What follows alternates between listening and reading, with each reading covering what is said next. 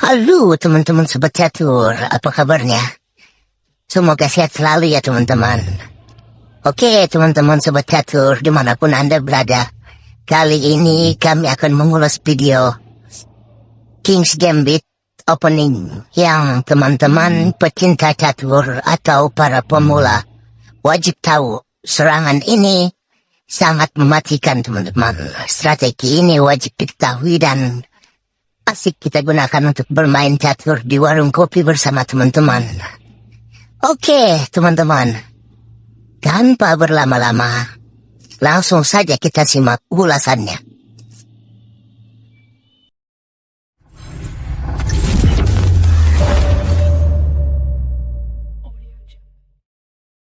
Gambit raja dimulai dari langkah pertama pion E4, pion E5, dan pion F4. Sebenarnya pembukaan ini agak beresiko karena raja kita akan dengan mudah terancam oleh menteri lawan. Tetapi jika kita tahu apa yang harus dilakukan, ini akan membuat lawan masuk ke dalam jebakan dan kita bisa melakukan serangan balik yang sangat mematikan. Mari kita masuk pada jebakan yang pertama. Kali ini kita akan membahas bagaimana jika hitam menerima pengorbanan pion kari pion. Respon terbaik dari putih adalah mengembangkan kuda ke F3 untuk menjaga petak H4 dari kemungkinan serangan oleh menteri hitam. Biasanya hitam akan menanggapi dengan langkah pion G5 memperkuat posisi pion F4 sekaligus berniat terus mendorong pion untuk menyerang kuda yang menjaga petak H4.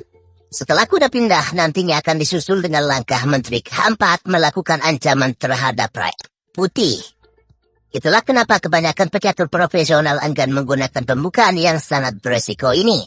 Tetapi saya akan menunjukkan bagaimana cara memainkan pembukaan ini secara efektif agar kalian bisa dengan mudah menaklukkan lawan kalian. Kita balas langkah ini dengan kuda K3. Di sini kita tidak perlu takut dengan ancaman desep raja karena kita akan melakukan trik yang akan membuat lawan tanpa sadar masuk ke dalam jebakan mematikan.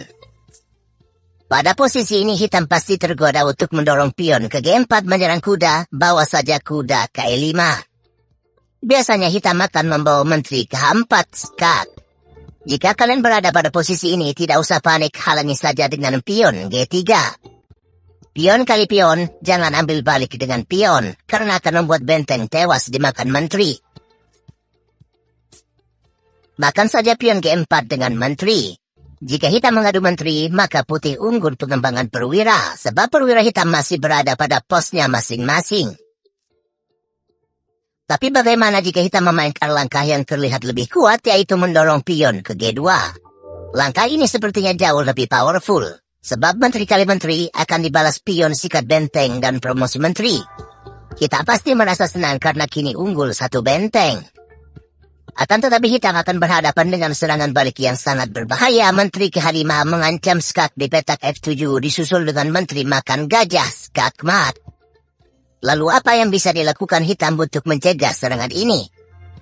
Kuda ke H6 tidak akan mengubah apapun mengingat putih bisa memainkan pion D4 yang akan membuat kuda terancam oleh gajah. Maka dari itu hitam memiliki langkah yang lebih baik, gajah naik ke F7. Memberi ruang pelarian untuk raja jika nantinya putih melakukan skak. Karena kalau menteri ambil pion, raja bisa lari ke D8. Nah, pada posisi ini kita jangan memakan pion dengan menteri, tapi kita makan dengan kuda. Kita akan membalas kuda ke F6 menyerang menteri dan berharap menteri putih pindah dari petak H5. Tidak usah panik, bawa saja kuda ke D6 double skak oleh menteri dan kuda. Kalau raja menghindar ke F8, tentunya akan langsung skak mat. Maka langkah satu-satunya hitam adalah raja bergerak ke D8. Kira-kira langkah terbaik apa yang bisa dilakukan putih selanjutnya? Iya, langkah pengorbanan menteri ke E8 dan memaksa hitam memakan menteri dengan kuda atau benteng. Dan setelah itu kita akan mengakhiri permainan dengan sangat cantik, kuda lompat ke F7 skak mat. Kita lanjut ke jebakan yang kedua. Pion E4, pion E5, pion F4, pion makan, dan kuda F3. Pion ke G5 oleh hitam, sekarang kita akan memainkan gajah ke C4. Sebenarnya ini adalah langkah yang pernah dimainkan oleh Paul Morphy.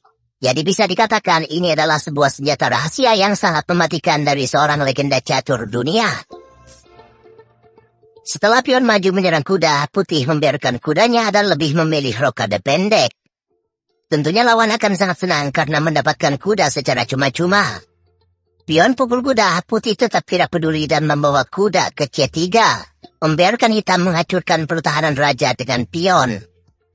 Hitam pasti akan semakin percaya diri dan memainkan pion kali pion mengancam benteng. Coba kalian tebak langkah apa yang akan membuat hitam menyerah. Yap, gajah pukul pion skat. Raja makan gajah dan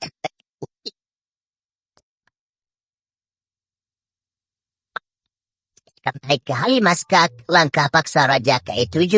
Kemudian menteri ke E5 skak mat.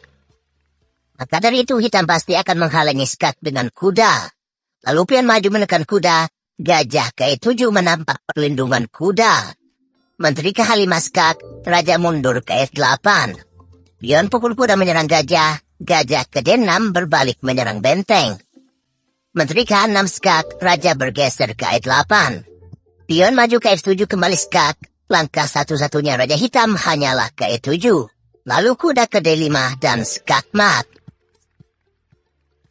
Kita masuk ke jebakan yang ketiga. Game ini diambil dari partai antara Johannes de Kortot melawan Adolf Anderssen pada tahun 1865. Dan ini merupakan jebakan paling indah yang akan kita mainkan. Setelah pion ke G4 menyerang kuda, putih membiarkan kudanya dan lebih memilih melakukan rokade pendek. Tentu saja hitam memakan kuda gratis pion kali kuda. Lalu putih menteri pukul pion, dibalas hitam menteri ke F6 melindungi pion F4. Putih kemudian mendorong pion ke E5 memberikan pion gratis untuk membuka file E. Setelah menteri kali pion, putih pion D3 membuka jalan keluar gajah dan menambah tekanan terhadap pion F4. Dibalas oleh hitam gajah ke H6 menambah perlindungan pion, lalu putih mengembangkan kuda ke C3. Hitam memainkan kuda ke petak E7 mencegah kemungkinan serangan X-ray oleh benteng di langkah berikutnya.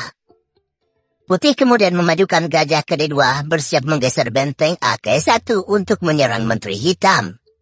Hitam memajukan pion ke C6 mencegah kuda lompat ke petak D5.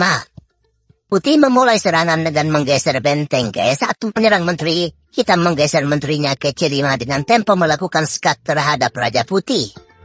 Setelah raja bergeser ke H1, hitam memajukan pion ke D5 bermaksud untuk mengusir gajah dari petak G4. Putih kembali mengorbankan perwiranya, gajah pukul pion D5.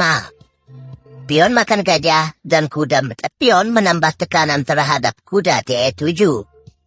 Hitam memainkan gajah ke E6, kuda lompat ke F6 skak, dan raja menghindar ke petak D8. Putih menteri pukul pion B7, dibalas hitam kuda ke C6 bermaksud untuk menjebak menteri putih. Jika pada posisi ini putih nekat memakan benteng, maka hitam memiliki langkah yang sangat kuat, gajah ke C8 dan menteri pun tidak bisa kemana-mana. Jadi pada posisi ini putih pukul pion F4 dengan benteng. Jika benteng ini dimakan, maka gajah pukul gajah dan ancaman skakmat di petak C7. Jadi hitam harus memainkan menteri ke B6 atau ke E7 untuk mencegah skakmat. Namun di langkah berikutnya hitam akan kehilangan benteng serta kudanya dan putih memiliki keunggulan 3 pion. Itulah kenapa di permainan aslinya hitam memainkan gajah C8 menyerang menteri. Kemudian putih memainkan langkah yang sangat brilian, benteng ke D4 skak. Benteng ini mau dimakan dengan menteri atau dengan kuda hasilnya akan sama saja. Dan di permainan aslinya hitam membalas kuda kali benteng. Lalu putih lagi-lagi melakukan pengorbanan gajah kali skak, langkah paksa menteri makan gajah. Kemudian putih mengakhiri permainan yang begitu indah dengan menteri ke E7 skakmat. Kita masuk ke jebakan yang keempat. Jika sebelumnya hitam menerima gambit pion kali pion, sekarang bagaimana jika hitam menolak gambit raja? Biasanya hitam akan memperkuat pion E5 dengan pion D6 atau kuda C6. Namun kebanyakan pemain hitam memilih melindungi pion dengan kuda. Pada posisi ini kalian harus menjawab dengan kuda F3 menekan pion E5 2 kali. Biasanya pemain hitam akan menambah perlindungan pion dengan memajukan pion ke D6, balas saja dengan gajah ke C4 membidik pion F7.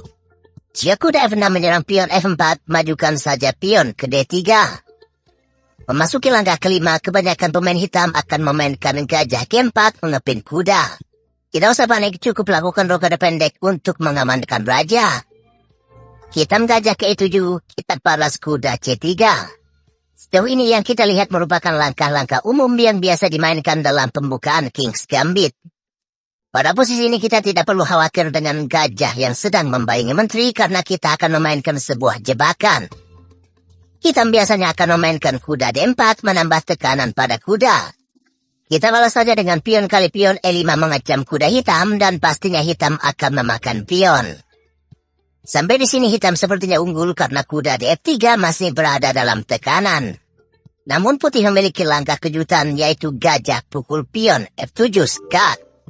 Setelah raja makan gajah, kuda pukul pion E5 dan kembali skat. Raja mundur ke G8, sekarang kita makan gajah di G4 dengan kuda. Kuda kali kuda, dan menteri kali kuda. Jika hitam nekat memakan pion di K2, maka menteri ke E6 dan skakmat. Dan sekarang kita masuk pada jebakan yang terakhir. Pion E4, pion E5, putih pion F4, dan hitam memainkan pion D6, gambit raja ditolak. Putih kuda F3 menekan pion E5, hitam kuda ke C6 melindungi pion. Lanjut putih gajah ke C4 mengontrol petak pusat D5 serta membidik pion lemah hitam di petak F7. Hitam kuda F6 menyerang pion E4, kita balas kuda C3 melindungi pion. Pada posisi ini hitam biasanya memainkan gajah ke G4 bertujuan untuk mengepin kuda. Kita balas pion D3, lalu hitam gajah ke E7 dan putih rokade pendek. Jika di jebakan sebelumnya hitam memainkan kuda ke D4, sekarang bagaimana jika hitam memilih langkah kuda ke H5 menekan pion F4 dua kali? Kita balas saja pion kali pion, hitam biasanya akan memakan pion dengan kuda dan menambah tekanan terhadap kuda di F3. Tidak usah panik, makan saja kuda dengan kuda, dan memancing pemain hitam untuk memakan menteri dengan gajah. Inilah jebakan yang akan kita mainkan. Jika hitam nekat makan menteri, maka gajah pukul pion skat, langkah paksa raja ke petak F8. Gajah ke H5 open skat ditutup oleh gajah. Sekilas putih sepertinya tidak bisa lagi melakukan serangan, namun putih masih memiliki langkah kejutan yaitu benteng pukul gajah skat. Setelah pion kali benteng, gajah meluncur ke 6 skat. Langkah terbaik hitam adalah raja bergeser ke E7. Dan kuda ke D5 kembali skat. Raja ke E6, sekarang gajah ke F6 dan memaksa raja hitam untuk memakan kuda E5. Setelah pion C3, langkah apapun yang diambil oleh hitam, raja pasti akan tewas. Semisal gajah kabur ke G4, putih akan menutup permainan dengan gajah ke E4. Sebuah skakmat yang indah di tengah papan. Demikianlah 5 jebakan gambit raja yang bisa kalian terapkan dalam permainan. Semoga video ini menambah wawasan kita dalam bermain catur.